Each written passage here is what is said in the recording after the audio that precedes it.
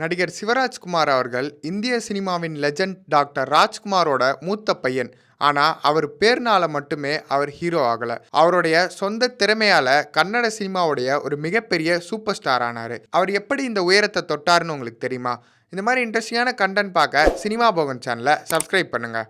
சிவராஜ்குமார் அவர்களுடைய சொந்த பெயர் புட்டாச்சாமி. அவர் சென்னையில் தான் பிறந்தார். அவருக்கு சின்ன வயசுலேருந்தே கெமிஸ்ட்ரினா ரொம்ப பிடிக்கும். அதனாலேயே சட்டம் படித்ததுக்கு அப்புறம் அவர் கெமிக்கல் இன்ஜினியரிங் படித்து ஒரு ஃபார்மசிஸ்ட் ஆகணும்னு ஆசைப்பட்டார். ஆனால் விதி அவரை வேற பக்கம் இழுத்துட்டு போச்சு. அப்பா டாக்டர் ராஜ்குமார் சொன்னதால் மெட்ராஸ் ஃபிலிம் இன்ஸ்டியூட்டில் நடிப்பு பயிற்சி எடுத்தார் சிவராஜ்குமார் அவர்கள். அதுவும் இயக்குனர் கே பாலச்சந்தர் தான் இவரை நடிக்க சொல்லி கூட்டிகிட்டு போவார்னு சொல்கிறாங்க. 1986 24 வயசில் தன்னோட அம்மா தயாரித்த ஆனந்த்ன்ற படத்தில் ஹீரோவாக அறிமுகமானார்.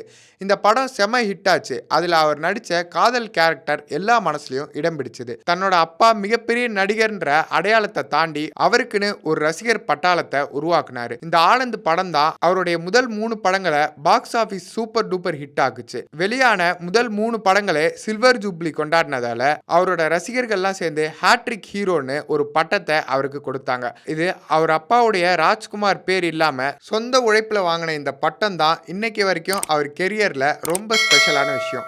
இந்த சிவராஜ்குமாரின் வாரத்தில் அவரை பற்றின தெரியாத பல தகவல்களை தெரிஞ்சுக்க சினிமா போகன் சேனலை சப்ஸ்கிரைப் பண்ணுங்க.